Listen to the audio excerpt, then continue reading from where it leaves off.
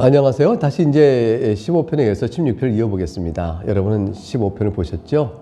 이제 16편을 또 보도록 하겠습니다. 16편도 굉장히 유명한 시편입니다. 한번 보시겠어요?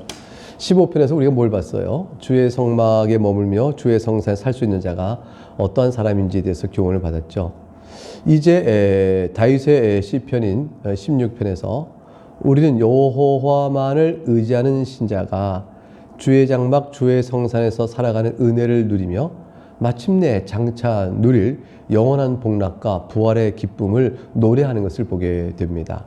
그러니까 16편은 신자가 영원한 생명을 얻고 부활하게 될 것이라는 사실을 노래하기 위해 아주 중요한 시편이에요. 이 시편은 다윗의 믹담이다 이렇게 되어 있는데, 믹담이라는 말은 의미가 불분명합니다. 이제 학자들 가운데서 믹담이라는 원어를 따져볼 때 글자 하나하나를 돌판에 새겼을 것이다. 그래서 새겨 놓은 시다라는 뜻을 보는 주장하는 사람도 있고, 아니 그것이 아니라 믹담의 원어는 딴 데 있다. 즉 덮어 가리움이 있다. 그래서 죄를 덮어 가리움을 찬양하는 시다. 이렇게 보는 자도 있고 그렇습니다. 1절부터 보면 하나님의 나를 지켜줘서 내가 죽게 피하나이다.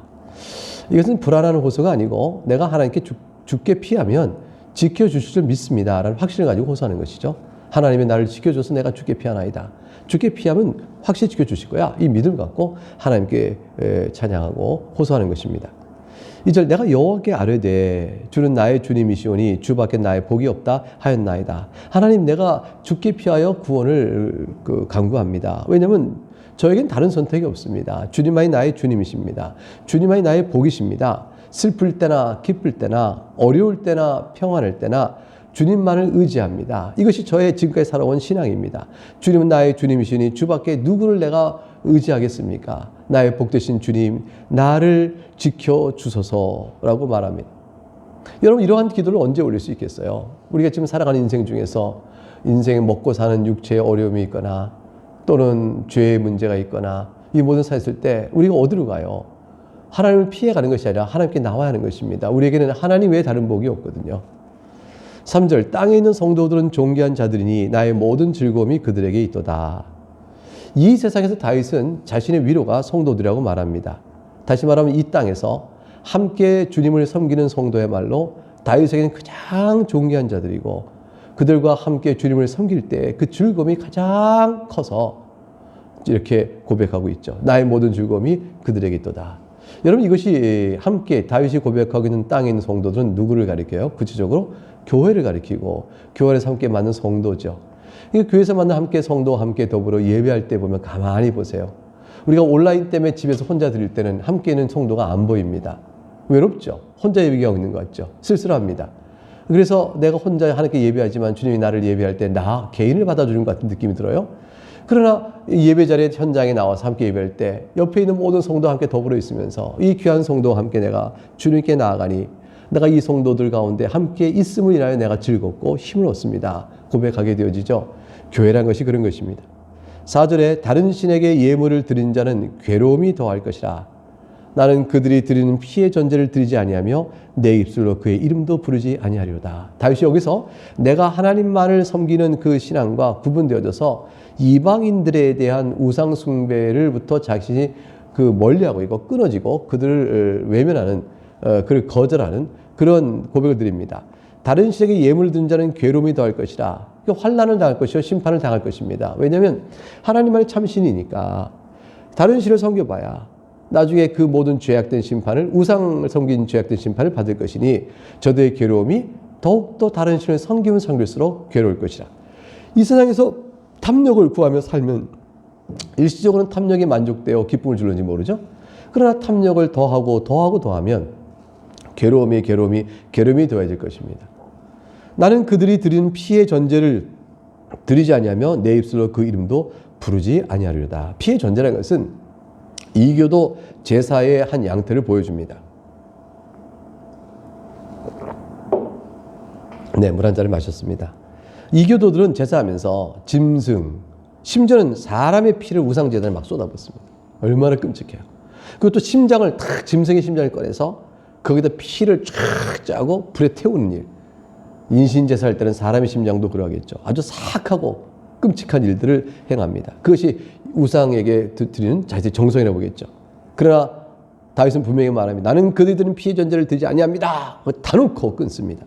내 입술로 그 이름도 부르지 아니할 것입니다. 완전한 분리입니다. 우상은 이름조차 부르지 말라. 장난 삼아서 점장이 찾아가 점을 치거나 장난 삼아서 무당 앞에 가는 이런 시험거리 같은 거 하지 마세요. 전혀 그들과 교제하거나 어떤 형태로든가 말을 섞을 이유가 없습니다. 딱 한 가지, 예수 그리스도의 복음을 전하여 그들의 신앙을 잘못된 우상 숭배에서 꺼내어 영혼을 구원하고자 할 때 외에는 어떤 형태로든가 그들과 교통과 사귐이 있으면 안 됩니다. 5절부터 8절은 이러한 신앙을 가진 사람이 어떻게 되는 것인가? 여호와에 대한 고백을 하죠. 5절, 여호와는 나의 산업과 나의 잔의 소득이시며 나의 분깃을 지키시나이다. 여러분, 하나님이 여러분의 상급이십니까? 하나님이 여러분의 소득이요, 하나님이 여러분의 산업이십니까? 하나님만 내 안에 계시면 나는 괜찮습니다 말할 수 있겠어요? 내가 살아가는 인생의 모든 살아가는 일들은 하나님께서 그 나의 분깃이요, 나의 산업이신 하나님께서 내게 주신 거예요. 주신 그 인생의 분깃을 제가 살아가는 거죠. 하나님께 감사하며 어떤 형편이든 어떠한 사태를 당하든 여호와는 나의 산업이요, 나의 잔의 소득이요, 나의 분깃이니 인생 중에 겪는 모든 것들이 하나님을 대신할 수 없고 이 모든 것들은 하나님이 내게 주신 것입니다 라고 고백하죠. 6절에 보면 내게 줄로 재어준 구역은, 내 인생은 하나님이 그의 선한 뜻 가운데 나에게 주신 바 된 인생의 분깃들은 아름다운 곳에 있으며 나의 기업이 실로 아름답도다. 이게 어떻게 아름다울까요? 내가 인생을 살면서 내 인생살이 속에서 하나님을 영원하게 하고 하나님께 감사를 드릴 수 있다면 그 내 인생 자리 하나하나가 지극히 아름다운 것이 되어집니다. 여러분이 어떤 인생의 모습과 어떤 삶의 자리에 얼마 환경이 있다 할지라도 그것에서 주님을 원망하고 불평하고 분노하고 또 괴로워하고 이런다면 여러분의 그 삶에 주께서 줄로 지어준 여러분의 삶의 구역은 아름다운 것이 못 되겠죠. 그러나 하나님을 생각하세요. 하나님이 여러분의 분깃이며 여러분의 산업과 잔의 소득이십니다. 그러면 주께서 나와 함께 하시니 내가 살아가는 모든 일 속에서, 나의 삶의 자리 속에서, 나를 줄로 지어준 구역 속에서 나는 하나님을 찬양하는 아름다움 속에 있다 고백할 수가 있게 된 것입니다. 다윗은 나를 훈계하신 여호와를 송축할지라 밤마다 내 양심이 나를 교훈하도다 그랬어요. 다윗은 참으로 하나님 앞에 진실한 사람이었습니다. 양심을 통하여 울리는 하나님의 훈계에 민감하게 반응하며 자신을 돌아봤다는 것이죠. 곧 항상 하나님 앞에서 겸비한 인생을 살아간 것입니다. 이런 다윗도 시험에 들면 죄를 범하는 것이죠. 우리는 완전한 자가 없습니다. 그런데 8절부터 11절에 가게 되면 다윗이 여기서 영원한 성도가 누릴 종말론적 복락과 부활신앙을 노래합니다. 8절, 내가 여호와를 항상 내 앞에 모시며 그가 나의 오른쪽에 계심으로 내가 흔들리지 아니하리로다. 다윗이 자기를 살펴봅니다. 자신이 여호와를 섬기고 있으니 어떤 일을 당하는지 흔들리지 않는다고 말합니다. 이 어떤 일 속에 억울한 고난, 죽음도 있을까요? 바로 그래요. 왜냐하면 사도행전 2장 25절과 28절에 보면요, 베드로가 설교를 하죠. 오순절날. 그때 이 구절을 인용합니다. 이것을 예수 그리스도에게 적용해요. 예수 그리스도께서는 죄가 없으시지만 우리의 죄를 대신 속죄하시기 위해서 극한 고난을 감당하시면서도 결코 흔들리지 않고 하나님 뜻을 기쁨으로 감당해 가십니다. 그게 바로 8절의 말씀과 같다고 본 거죠. 그래서 내가 여호와를 항상 내 앞에 모시니 그가 나의 오른쪽에 계시고 내가 결코 흔들리지 아니한다. 그래서 엘리엘리라바 사박다니라고 말하지만 그 말 속에서 자신이 당한 고난이 그렇게 큰 것을 말하지만 하나님을 향하여 나의 하나님, 나의 하나님 부르심이 있어서 전혀 신앙적으로 요동치 않는 것입니다. 그래서 다윗은 이 고백을 하면서 자신에도 이 상황을 적용시키고 있어요. 근데 베드로는 이것이 바로 다윗이 선지자나 미리 보는 거로 자기 뒤에 오실 그리스도, 그 그리스도께서 이 일을 이루실 줄 알고 그리스도에게 적용하는 그 내용을 시편 16편에서 말했다고 말하고 있는 것이죠. 자, 9절 보죠. 이름으로 나의 마음이 기쁘고 나의 영도 즐거워하며 내 육체도 안전히 살리니. 다윗은 자신의 마음이 기쁘다고 말합니다. 자기 영도 즐거워하며 육체도 안전히 살 것을 찬양하죠.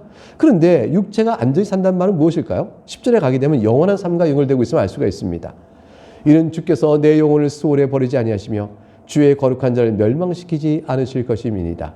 수월에서 멸망하지 않는 것은 부활하여 살 것을 노래한 것이죠. 예수 그리스도께서 과연 죽은 자 가운데서 음부의 버림을 당하지 않고 부활하셨어요. 베드로 사도는 바로 다윗의 시편 16편의 이 말씀이 예수 그리스도에 적용됐다는 것이죠. 그리스도께서 영혼을 수월에 버림을 당하지 않으시고 멸망치 아니하시고 11절에 생명의 길을 내게 보이리니 주의 앞에는 충만한 기쁨이 있고 주의 오른쪽에 영원한 즐거움이 있다 한 대로 주님의 부활하신 모습을 이곳에서 끌어옵니다. 그런데요, 이것이 그리스도에게 적용되는데 다윗은 왜 자신의 영혼이 수월에 버리지 않는다고 말했을까요? 11절에서 왜 생명의 길을 내게 보신다고 그랬을까요? 주의 앞에 충만한 기쁨이 있고 주의 오른쪽에 영원한 즐거움이 있다는 것을 왜 자신에게 적용했을까요? 그것은 딱 한 가지 때문입니다. 다윗은 자기의 뒤에 오실 그리스도 메시아 그분으로 인하여 그분이 부활하실 때 내가 그분 안에서 나 또한 부활하고 영생을 누릴 것이라는 사실을 다윗이 미리 내다보고 있는 것이죠.